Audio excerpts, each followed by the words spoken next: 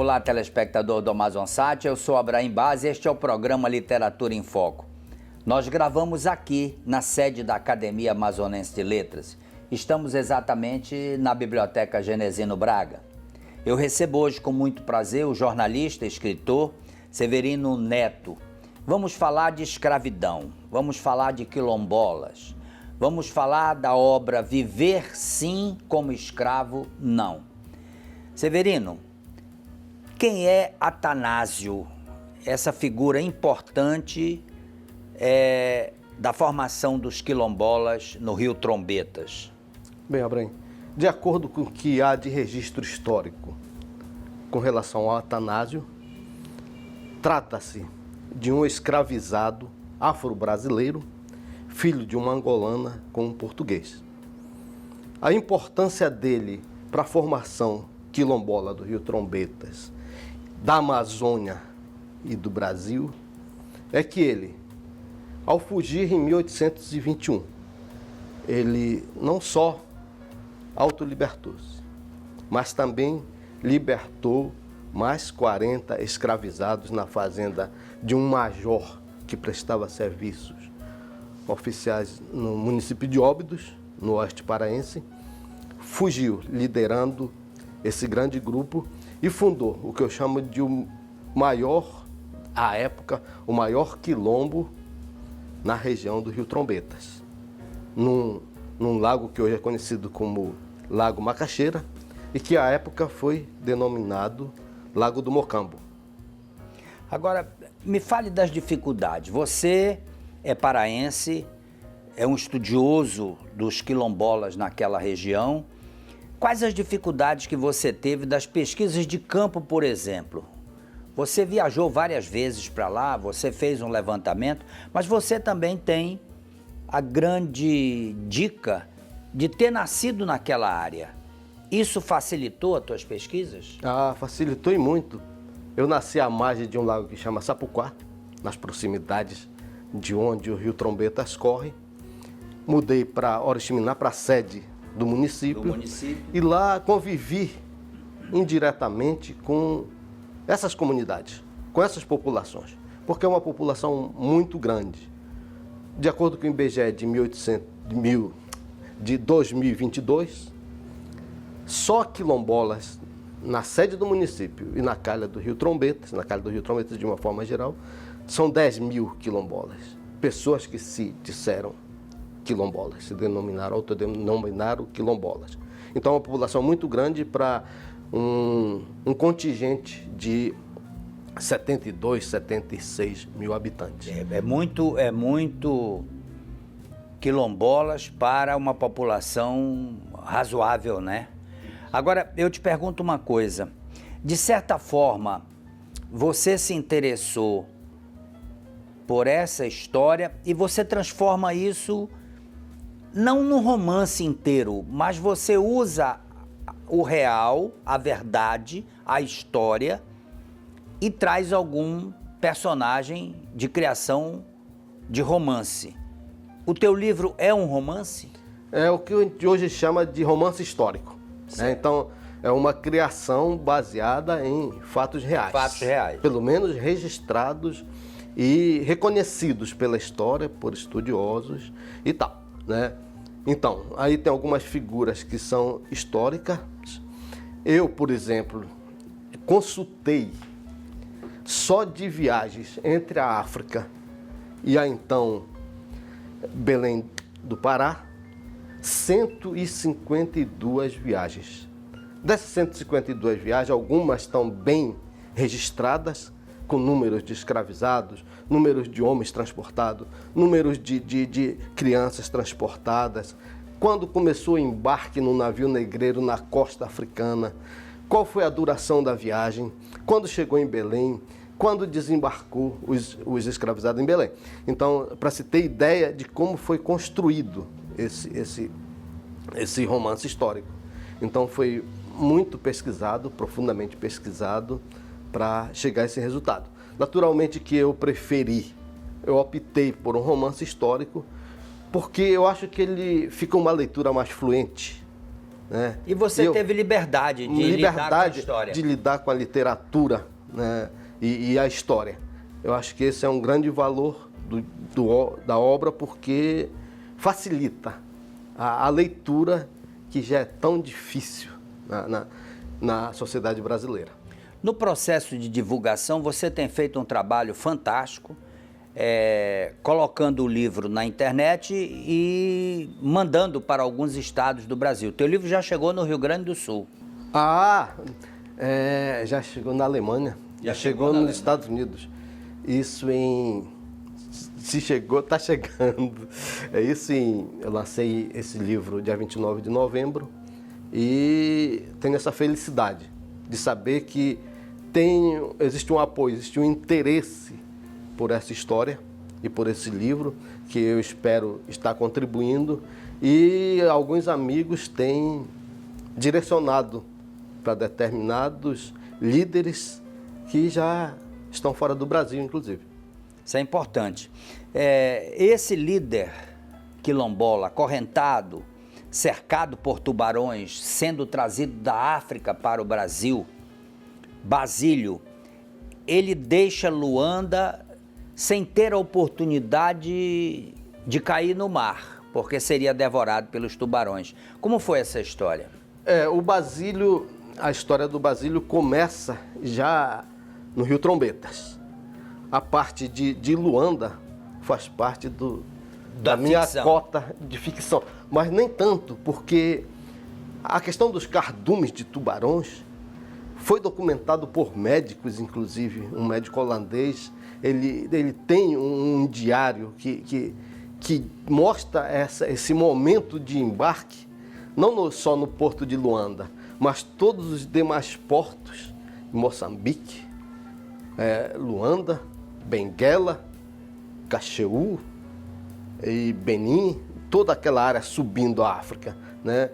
E ele diz que isso acontecia, ele viu, registrou, todos os navios eram cercados por tubarões, os tubarões ficavam ao seu entorno, à espera de que... Restos de comida. De comidas e até de quem morria já nos porões do navio, que eram imediatamente jogados. Eram muitas as mortes. Ele disse que não, os corpos não dava tempo de sentar. Eles eram devorados ainda à flor da água. Então, do Basílio eu peguei um dos registros históricos da viagem, como aconteceu, que foi muito bem registrado, inclusive na época, a Companhia Geral do Grão-Pará e Maranhão. Fizeram um registro muito, muito bom. E conta essa história do Basílio, mas essa história do Basílio, ela é sustentada entre os quilombolas, inclusive com pesquisas acadêmicas e de passagem, naturalmente, oral, de gerações para gerações, e que o Basílio tinha um negócio fantástico. E aí vem a beleza da literatura que pode trabalhar isso, que o Basílio andava, se diz que ele andava navegando dentro de um tacho de cobre. Eu conto essa história no livro, eu tento justificar como é que o tacho de cobre flutuava. Às vezes flutuava e às vezes ia por baixo d'água como um submarino. Então, uma história super fantástica, interessante, e eu ponho o Basílio nessa condição. Eu, através da literatura, consigo sustentar a teoria atual dos quilombolas. O Pará tem uma importância muito grande na entrada desses negros, especialmente pelo Maranhão. Eu quero aproveitar a oportunidade, pedir licença de você e de você, telespectador, para um pequeno intervalo, mas prometo, eu volto em seguida. Converso com o jornalista Severino Neto, claro, falamos da sua obra Viver Sim como Escravo, Não. Me aguarde, eu volto já.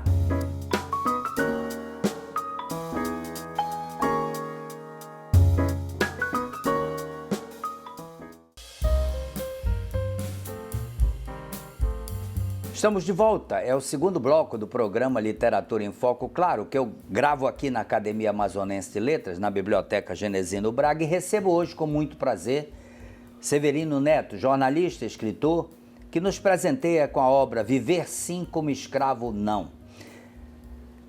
Vamos falar um pouco mais da fuga do Basílio. Me interessou muito nessa fuga, até porque ele vai construir uma nova história em cima dessa fuga. O Basílio, quando ele chegou à região do Rio Trombetas, historicamente dizem que ele foi capturado na África, chegou e fugiu de uma fazenda na região de Óbidos, no município paraense de Óbidos, e que ele tinha o poder de navegar sobre um tacho de cobre. Às vezes ele navegava flutuando nesse tacho de cobre. Às vezes, quando havia perseguição ao Basílio, ele mergulhava com tacho de cobre como se fosse num submarino. Ele pulava da cachoeira, zoom, e saía por baixo d'água, nesse tacho de cobre. E a fuga dele, especialmente, faz parte da literatura, mas se diz,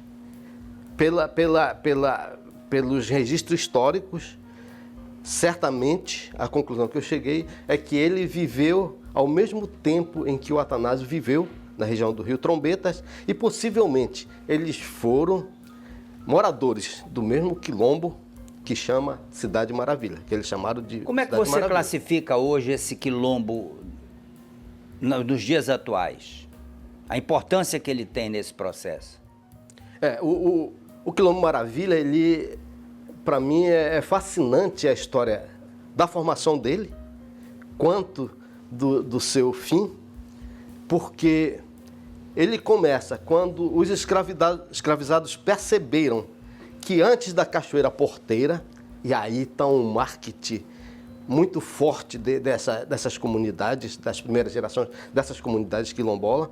Então, a partir da Cachoeira Porteira, perceberam que rio abaixo seriam mais vulneráveis, nas águas que chamam águas mansas, mas rio acima da Cachoeira Porteira, onde estão as grandes corredeiras, estariam mais protegidos. Então, lá decidiram, acima de 15 cachoeiras, liderado por Negro Atanásio, construir o Cidade Maravilha. E o Cidade Maravilha sobreviveu de mais ou menos 1835, com o início da cabanagem, e até 1855, quando uma grande expedição conseguiu chegar lá.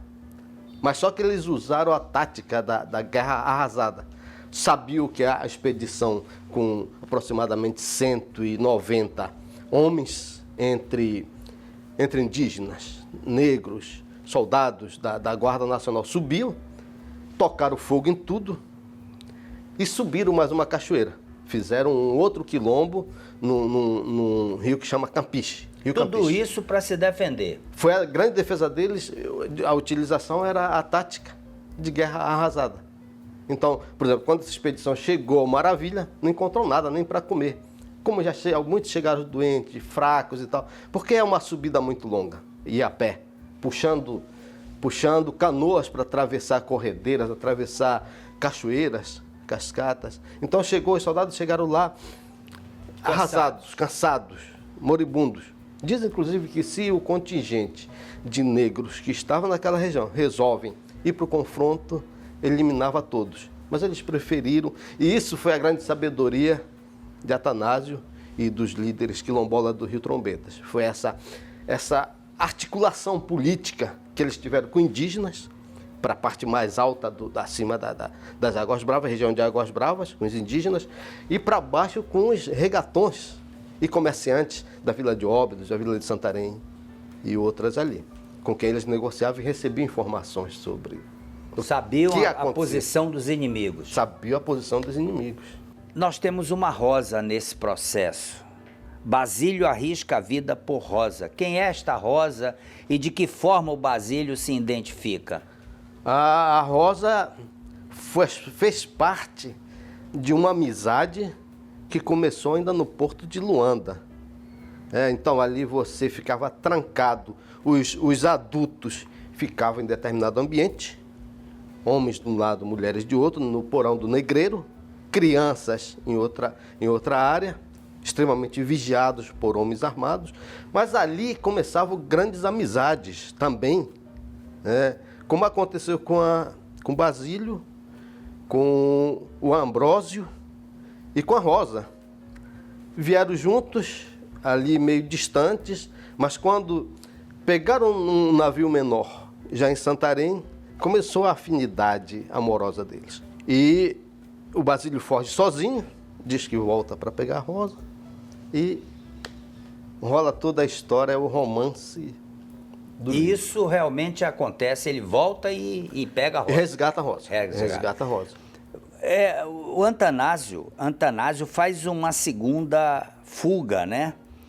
Essa fuga também foi histórica, memorável. Foi porque o Atanásio, ele fugiu em 1821, liderando 40 negros, e fez o Mocambo, no que ficou conhecido hoje como Lago Macaxeira, mas que era a época Lago do Mocambo. Em 1822, e aí você vai pegando registros históricos do Brasil. Da época. 1822, subiu uma expedição e recapturou Atanásio e mais alguns negros. Não se diz quantos negros foram capturados, mas o Atanásio, que já era conhecido como Rei Atanásio, isso é importante porque o Atanásio foi aclamado rei naquele rio todo ali.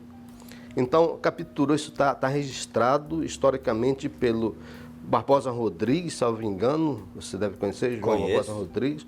Ele registrou muito bem a história do Rio Trombetas, subiu no Rio Trombetas em 1874, 75, fez grandes registros, e o Atanásio é recapturado, e volta a fugir, possivelmente por volta ali do início da cabanagem, que é quando ele sobe, mais ou menos em 1835, junta novamente um agrupamento de muitos quilombolas na região e sobem o Rio Trombetas. Certamente ele diz, aqui se a gente ficar, vamos nos pegar de novo, vamos para cima das cachoeiras. E para lá eles construíram Cidade Maravilha. Então foi na segunda fuga do Atanásio. Eu queria que você falasse da chacina do navio Palhaço. A chacina do navio Palhaço é uma das histórias mais cruéis, sangrentas e mais covardes registrado na história da Amazônia. Aconteceu em Belém do Pará, na Baía do Guajará, quando, por ordens oficiais da Guarda Nacional e todas as forças armadas, na época a Marinha e quem estava em terra, o Exército e tal, trancaram 250 paraenses brasileiros, grão-paraenses, né, que um dia nós já fomos todos grão-paraenses.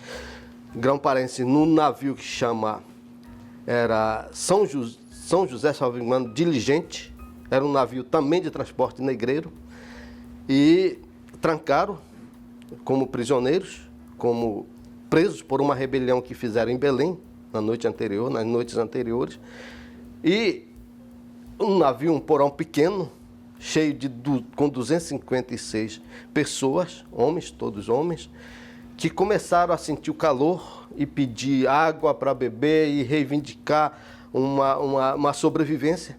E os marinheiros que estavam no convés começaram a pegar água da Baía do Guajará, que é uma água salobra, e jogar para eles dentro de uma tina. Aquilo causou um alvoroço total e não acabou a ansiedade deles por um ar melhor.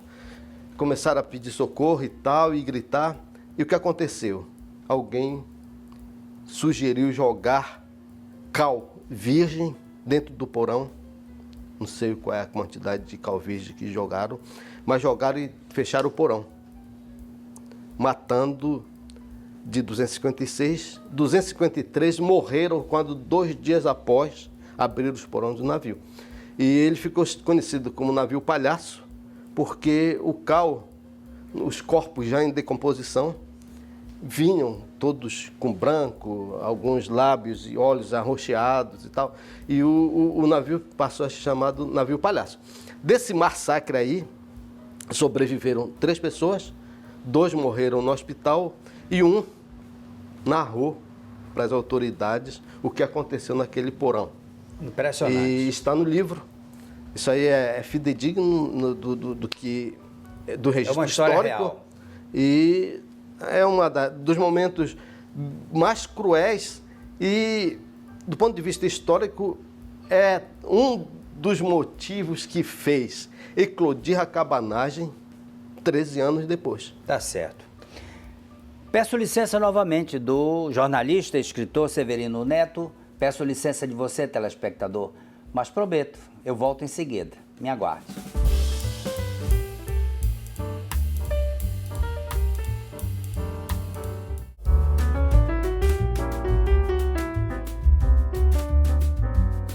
Estamos de volta, é o terceiro bloco do programa Literatura em Foco. Claro que eu gravo com muita felicidade porque recebo o jornalista Severino Neto e falamos da sua obra Viver Sim, como Escravo Não. Severino, você encontrou ainda algum resíduo, alguma informação que possa comprovar a criação da Cidade Maravilha? E essa cidade existe ainda, tem seu habitar com alguns quilombolas? Hoje os quilombolas do Rio Trombetas, especialmente a comunidade de Cachoeira Porteira, eles estão registrando, fazendo registro histórico dos principais pontos em que os seus descendentes viveram. Entre eles, o Maravilha, o Rio Campiche, o Rio Turuna, o Rio das Festas. Eles estão fazendo esse levantamento, buscando resquícios de habitações, né? Me falaram, eu não estive lá, que é muito fácil encontrar esses restos de remanescência de quilombos. Eu estive, e está no livro uma foto, eu espero fazer a fotografia quando estiver o período seco, mas eu estive no Igarapé do Atanásio. E volto lá, tem o lago que é conhecido hoje como Macaxeira, existe uma única família habitando, e região belíssima, mas a importância do Atanásio, você vê na memória que 200 anos após, essa ele história continua viva. Continua viva, continua registrada, continua respeitada no nome do rio, no nome do Igarapé em que ele fez o primeiro morro. Agora, há uma segunda fuga, né? Há uma fuga onde todos ficam livres novamente. Assim, isso aí é uma parte literária, mas que é sustentada também na oralidade. O que é que dizem os mais antigos? Que o Atanásio ele não ajudou só uma vez, mas várias vezes. Dizem que ele descia o rio, naturalmente que ele tinha um corpo de proteção, que ele chamava de soldados, que tinham certas habilidades dentro do rio, dentro da mata, pessoas que conseguiam ouvir com certa facilidade, tinham ouvido mais aguçado, eram bons remadores, que eles desciam o Rio Trombetas, ia na região ali do Baixo Rio Amazonas e subia com inúmeros negros libertos, né? A população no Rio Trombetas era tão grande nesse período que é registrado pelo Barbosa Rodrigues como um contingente de 2.000 pessoas. Era expressivo porque a maioria das vilas não tinha essa população. Agora, tem um momento que você destaca para o último escravizado, aquele que foi a referência final da escravidão. O Benedito. Ele também é bem registrado no depoimento do comandante da expedição que chegou ao Maravilha. Quando chegou, a partir da Cachoeira Porteira, subindo o rio, chegou na boca do Rio Cachorro, o guia deles, né, o capitão do mato, ele diz que a partir dali ele não sabia mais, não conhecia mais. E ali na boca do Rio Cachorro, que é uns 10 quilômetros, 6 quilômetros acima da Cachoeira Porteira, houve uma grande deserção. E entre eles, o capitão do mato. Eles pegaram o indígena para ser o guia. Também o indígena não sabia direito, Mas eles conseguiram capturar um negro durante a viagem. Estavam descendo do Quilombo Maravilha alguns negros para conseguir pegar peixe e tal para o Quilombo, para o consumo no Quilombo. E a canoa quebrou descendo uma corredeira. Eles estavam por lá consertando e limpando peixes. Quando a expedição chegou e alguns fugiram, o Benedito não conseguiu fugir porque ele estava ferrado de arraia. Ele andava castigando, marcando. E os guardas do Marcimiano conseguiram pegá-lo.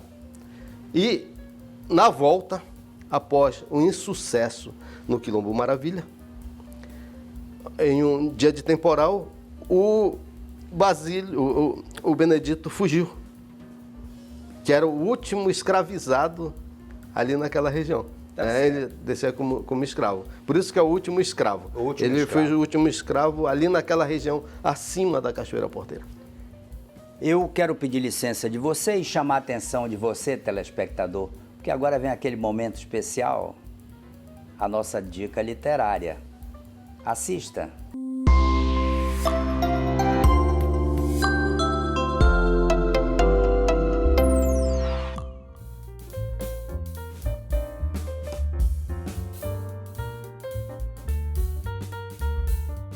Olá, telespectador do AmazonSat. Eu sou o Abraim Base e esta é a dica literária do programa Literatura em Foco para você. Vamos falar da grande crise do escritor acadêmico, membro da Academia Amazonense de Letras do Instituto Histórico Geográfico, Antônio Loureiro. Quando fala-se da borracha, você viaja num período importante da nossa história, até porque o Brasil, em determinado momento, foi sustentado pelas economias da Amazônia com a borracha.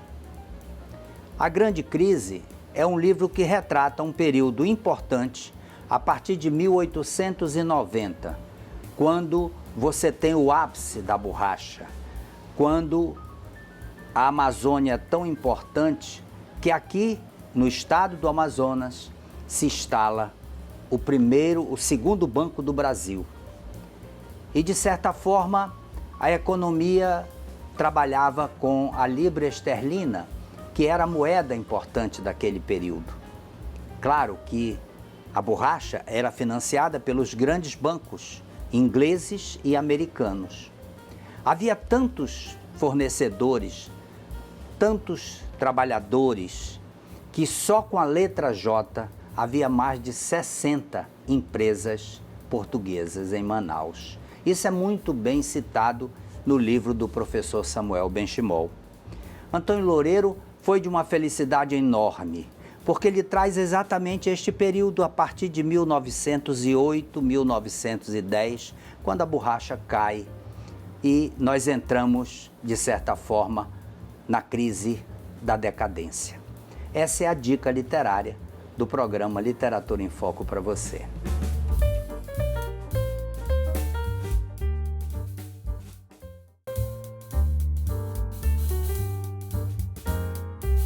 Estamos de volta, foi rápido.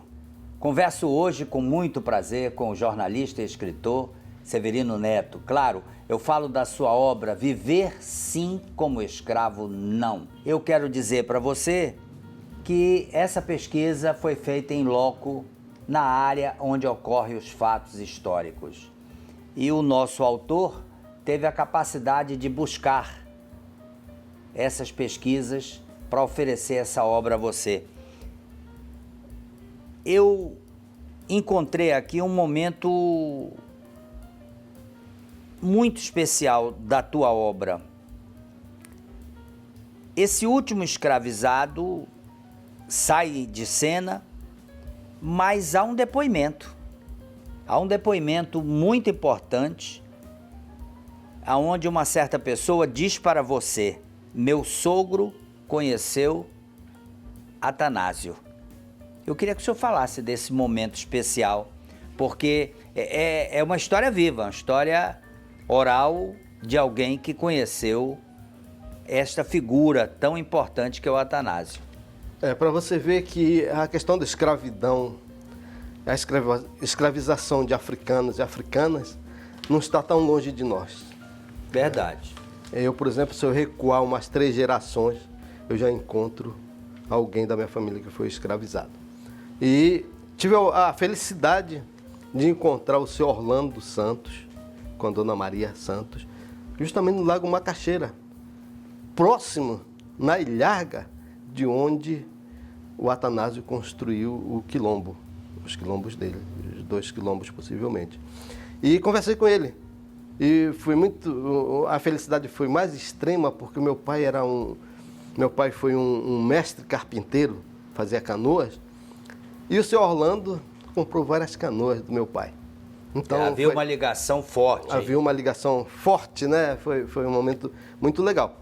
E ele me contou que foi passado de geração e que o pai da esposa dele chegou a conviver com Atanásio, né?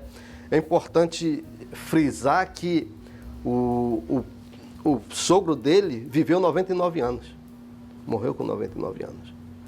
Isso aí é outra questão muito importante na formação daquelas comunidades e de quem fugiu, porque a vida nos cativeiros de trabalho era muito curta, era coisa de 18 anos. 18 anos e meio é o que os historiadores calculam.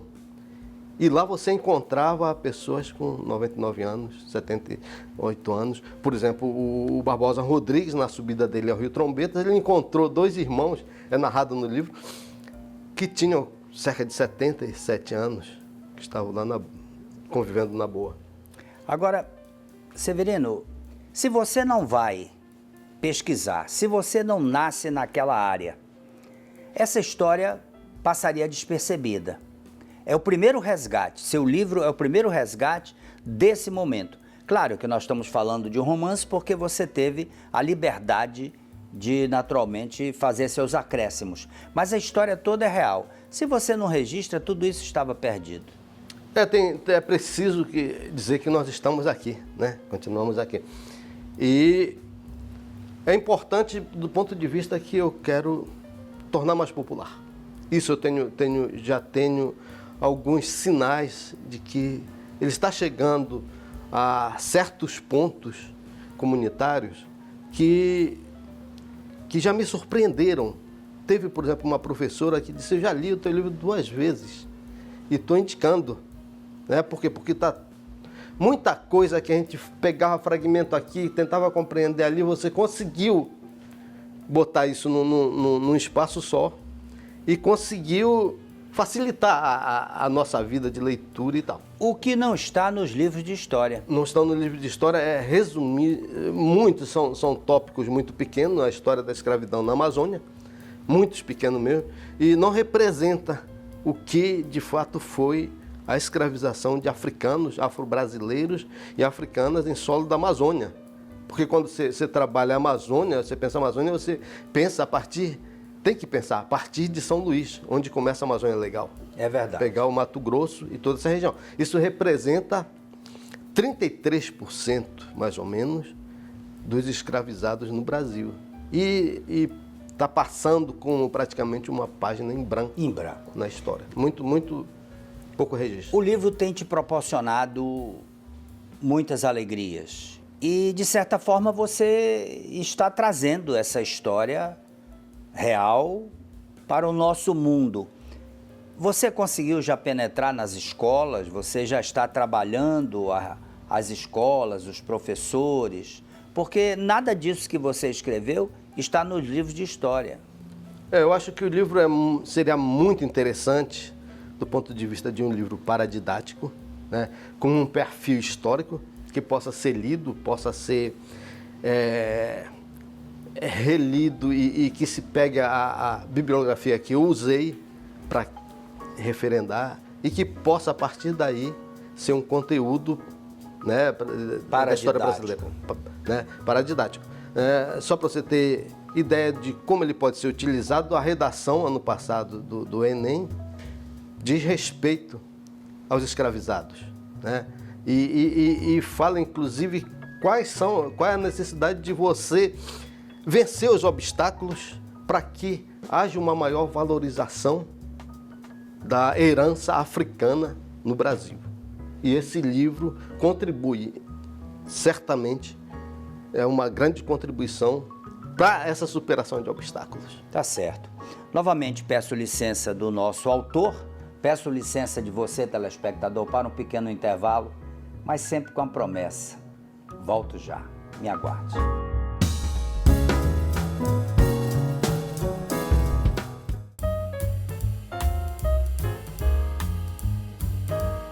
Estamos de volta. É o quinto e último bloco do programa Literatura em Foco. Eu gravo hoje com o escritor, jornalista Severino Neto. Falamos da sua obra Viver Sim como Escravo Não. Severino, você de repente traz na sua obra que o turismo hoje está muito forte nesta área, não só para ouvir as histórias contadas pelos quilombolas, mas principalmente para explorar a pesca. Eu queria que você falasse desse fato, que é a sobrevivência desses quilombolas. Hoje, os quilombolas do Rio Trombetas, a grande parte sobrevive dos bens, dos recursos da floresta, como a castanha do Pará, da Amazônia do Brasil, seja qual a denominação queira, cipó, venda de breu, continua, né? Além desses recursos que são negociados em Oriximiná, Óbidos, você tem hoje um projeto de pesca esportiva, principalmente no território de Cachoeira Porteira, do território quilombola de Cachoeira Porteira. Então, qual é o meu fascínio por esse trabalho?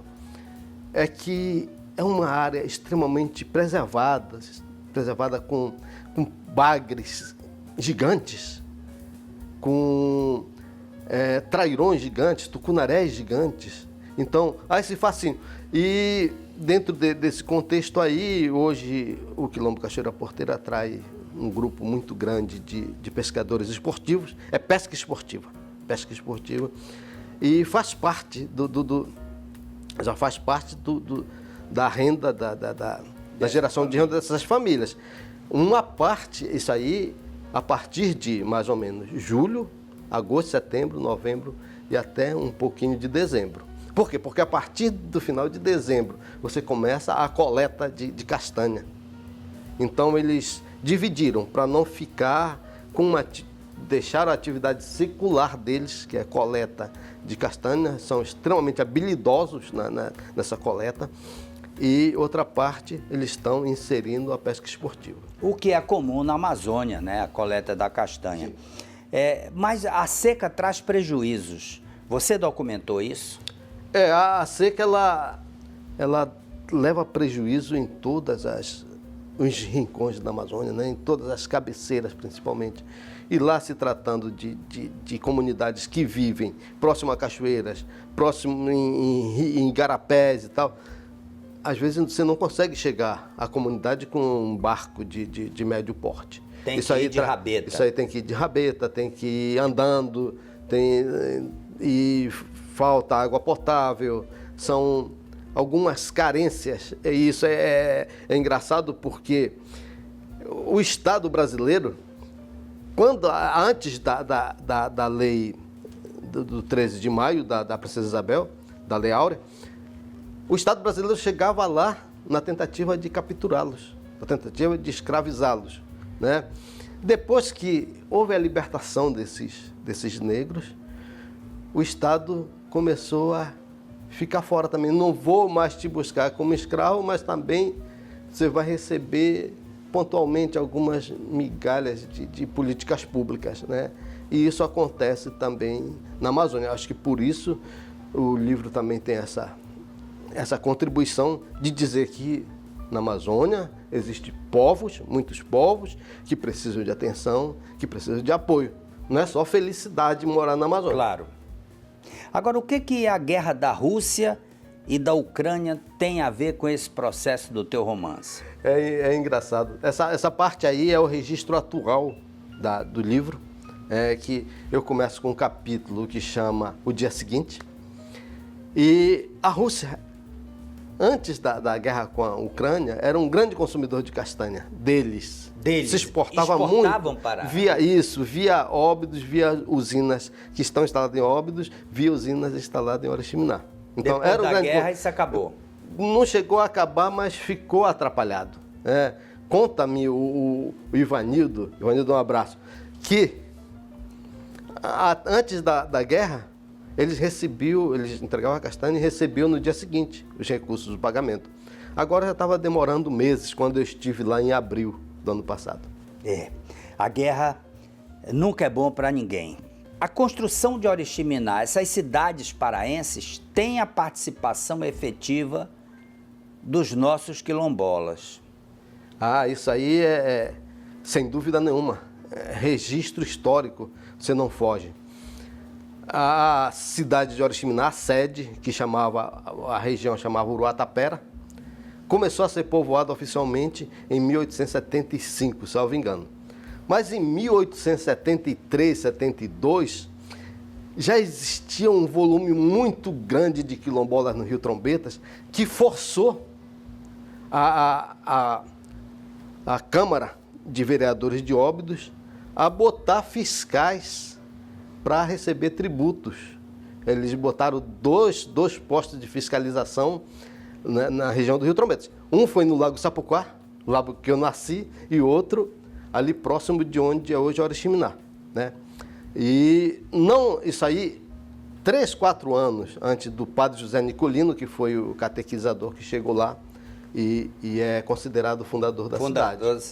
Agora, Belém, nesse processo histórico, tem uma participação efetiva, porque vindo do Maranhão, entrando por Belém, é dessa forma que eles chegam nas outras cidades menores. Sim, eles chegavam, quando eu te falei de 152 viagens que eu analisei. Essas 152 viagens, certamente, talvez a metade das viagens que aconteceram entre a África e Belém, diretamente com Belém. Diretamente com Belém. Eu não peguei os que entraram pelo Maranhão para Belém, nem pelo Maranhão, exclusivamente para a região de São Luís. Dali eles eram distribuídos, uma grande parte ficava aos arredores de Belém, Vigia, o Rio Acará e aquela redondeza no próprio Belém. Outra parte vinha para o Baixo Rio Amazonas, Médio Rio Amazonas, chegava a Barcelos, uma quantidade. Outros desciam o Rio Madeira em direção ao Rio Guaporé, onde havia, esses aí eram basicamente destinados à mineração de ouro na região do Mato Grosso. Interessante, você fala de Vigia. Vigia é a primeira cidade onde Belém é fundado. E se observa que Vigia não teve o desenvolvimento que merecia. Como é que você classifica isso? Você que é do Pará, que conhece toda aquela área. Certamente é a localização, né? Talvez a localização geográfica tenha influenciado nesse desenvolvimento de Vigia. Até porque Vigia era a época de 1835, por aí, era uma cidade de extrema importância. Foi invadida, inclusive, 2 vezes pelos cabanos. E tem lá... Tem uma história triste. Tem uma história triste, que é um massacre que houve também. Era de ambos os lados. Não se tinha muita essa observância que hoje se quer, que a ONU pelo menos quer, entre prisioneiros de guerra. Não, era uma guerra civil muito forte, e que a crueldade aconteceu de ambos os lados, seja dos cabanos, seja dos oficiais da regência brasileira. É importante lembrar que, à época, o Dom Pedro II ainda não tinha atingido a maioridade, depois atinge a maioridade, mas estava sob a regência do Feijó e outros regentes. Tá certo. Do Brasil. Meu bom jornalista Severino Neto, que alegria, que felicidade poder trazê-lo aqui, falar da sua obra, mas nós estamos chegando ao final do programa. E agora você tem a oportunidade de se dirigir para aquela câmera e, naturalmente, deixar seus agradecimentos, suas despedidas. Tá.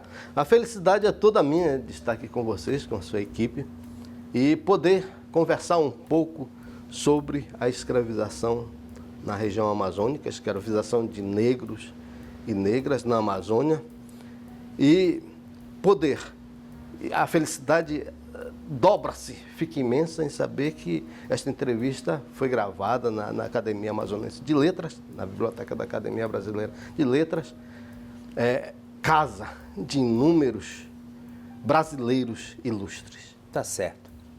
Bom, chegamos ao final de mais um programa Literatura em Foco. Claro que eu renovo o convite para estarmos juntos.